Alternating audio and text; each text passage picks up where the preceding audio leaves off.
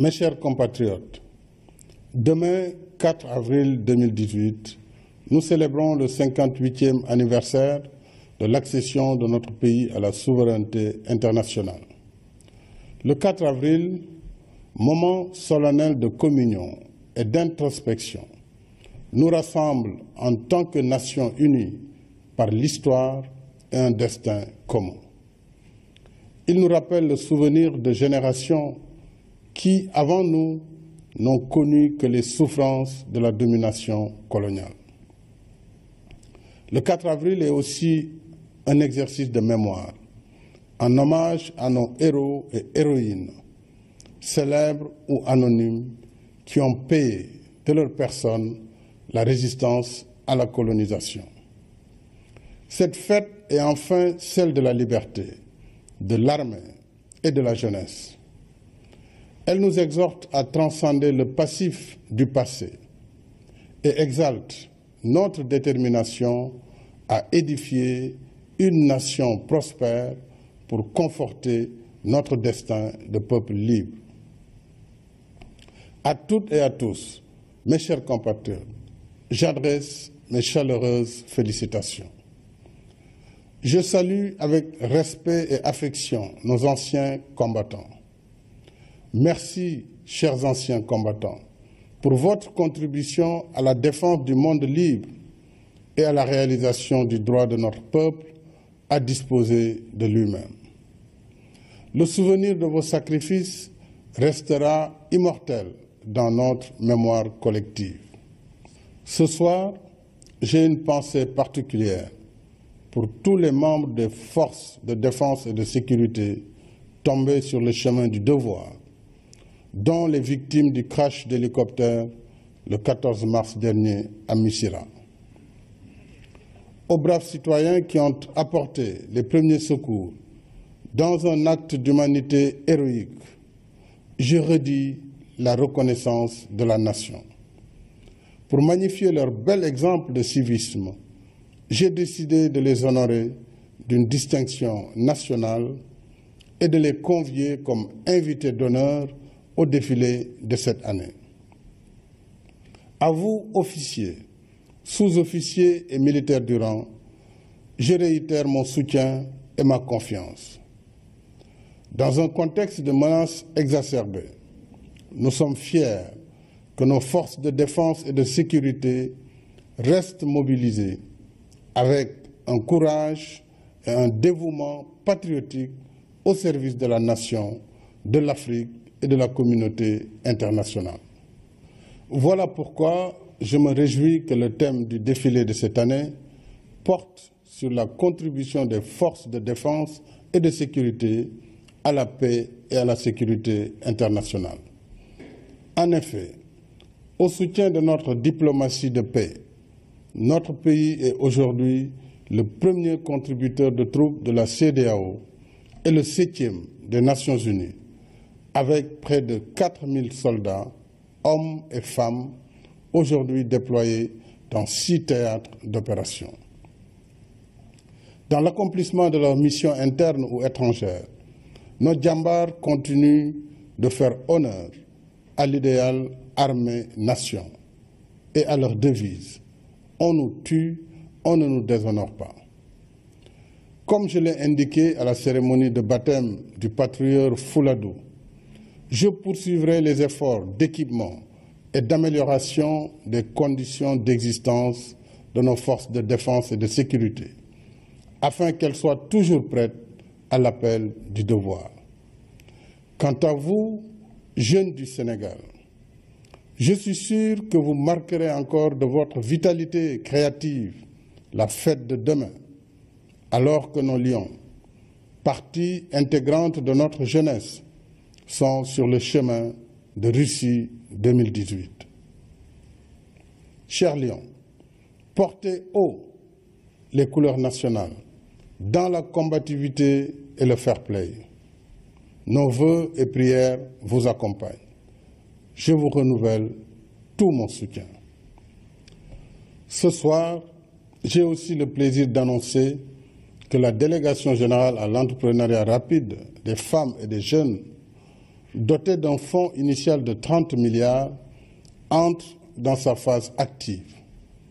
L'ADER a été créée pour soutenir les initiatives d'entrepreneuriat et d'auto-emploi des jeunes et des femmes, en répondant aux exigences de transparence, de diligence et d'efficacité. À chaque talent, à chaque projet viable, l'État veut donner une chance de succès. Ainsi, dans sa phase pilote, l'ADER financera le secteur de la pêche à hauteur de 2 milliards et suivant les conclusions du premier forum du numérique, 1 milliard sera alloué aux jeunes promoteurs de start-up dont les multiples applications ouvrent de nouvelles activités génératrices de revenus. Enfin, en partenariat avec une association de femmes investisseuses, l'ADER mobilisera 500 millions en appui à des projets spécifiques aux femmes. Ces efforts de création d'activités génératrices de revenus en faveur des jeunes et des femmes s'ajoutent à ceux déjà engagés avec la phase pilote du projet formation école-entreprise que j'ai lancé le 6 mars dernier. Grâce à une mobilisation plus accrue de l'entreprise, c'est finalement 25 000 jeunes au lieu des 10 000 initialement prévus que nous préparons sur une période de 3 ans à intégrer le marché du travail. Je salue la participation citoyenne du secteur privé à ce partenariat novateur que l'État soutient par des allocations mensuelles versées aux apprenants, en plus de la prise en charge intégrale des frais de formation. En cette année que j'ai voulu sociale, le gouvernement vient aussi de consentir d'importants efforts en faveur des enseignants et des médecins. Ainsi en est-il de l'accord conclu avec les professeurs d'université pour la généralisation du système de retraite complémentaire. Dans le même esprit, j'ai décidé de la revalorisation de l'indemnité de logement allouée à tous les enseignants du pays, de 60 000 francs à 85 000 francs CFA, soit une augmentation de 25 000, dont 15 000 payables à compter du 1er octobre 2018 et 10 000 à compter du 1er janvier 2019. De même, le traitement des professeurs et maîtres contractuels sera revalorisé à hauteur de 10 000 francs CFA. Ces efforts, parmi d'autres, traduisent mon engagement ferme et constant en faveur de notre système éducatif à tous les échelons. La communauté éducative reste au cœur de mes préoccupations. Il en est ainsi parce que l'école publique est la seule garante de l'égal accès de tous les enfants, quelle que soit leur origine sociale, à l'éducation et à la formation, donnant la chance à chacun de réaliser son rêve. Le gouvernement assurera le suivi permanent des engagements ainsi consentis et je veux faire confiance aux partenaires sociaux pour la reprise des cours et une année scolaire stabilisée. S'agissant du secteur de la santé, l'État a également consenti un important effort portant notamment sur la création d'une indemnité de représentation médicale et le relèvement de l'âge de départ à la retraite de 60 à 65 ans pour les médecins. Le Conseil supérieur de la fonction publique locale étudiera les modalités d'extension de cette mesure aux médecins employés par les collectivités territoriales. Mes chers compatriotes, ces derniers temps, des crimes et rapts abominables ont été commis sur des enfants. Ces actes ignobles constituent une grave offense à nos valeurs et traditions. Je renouvelle ma ferme condamnation de cette barbarie sans nom. Les services de l'État restent mobilisés pour que les auteurs et complices de ces crimes abjects soient retrouvés et traduits devant la justice. En même temps, le programme de retrait des enfants de la rue se poursuit avec vigueur. Il en est de même des efforts de sécurisation du territoire national.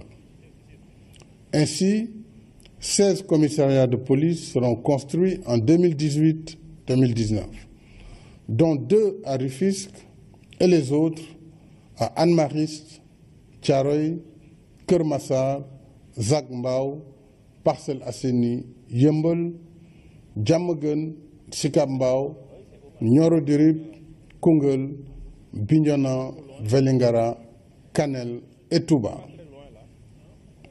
Le programme de modernisation des moyens opérationnels de la brigade d'intervention polyvalente et de la police technique et scientifique sera renforcé, y compris par l'installation de vidéosurveillance à Dakar et dans la banlieue. 10 nouvelles brigades de gendarmerie seront construites et 3800 élèves officiers et élèves gendarmes recrutés sur 3 ans. Enfin, 20 nouvelles casernes de sapeurs-pompiers seront érigées dans 11 départements pour une meilleure protection de proximité. Mais au-delà de l'action publique qui incombe à l'État, tous ensemble, parents, familles et communautés, nous devons assumer nos propres responsabilités de vigilance et de protection de nos enfants. Mes chers compatriotes, la liberté et l'indépendance que nous célébrons demain ont un prix. Les nations les plus libres et les plus indépendantes sont celles qui construisent leur autonomie et maîtrisent leur destin par leur propre dynamique interne. En héritant d'une indépendance que nos anciens ont revendiquée à leurs risques et périls, nous sommes redevables d'un legs que nous devons transmettre aux générations futures. Notre devoir, c'est de consolider l'indépendance par le développement qui la nourrit et l'entretient. Autrement, elle devient un rêve de liberté plus désincarné que pleinement vécu et assumé. Nous avons par conséquent la responsabilité de léguer aux générations futures un pays libéré du besoin par un effort individuel et collectif sur nous-mêmes. C'est ce qui me motive, avec le gouvernement, à rester dans le temps du travail et de l'action, en écoutant battre tout le cœur du Sénégal, le cœur de nos villes et de nos campagnes, afin de poursuivre sans relâche la réalisation de notre objectif commun. Bâtir un Sénégal uni et pour la paix, la solidarité, l'équité et la justice sociale. Le Sénégal de tous, le Sénégal pour tous. Bonsoir et bonne fête de l'indépendance, mes chers compatriotes.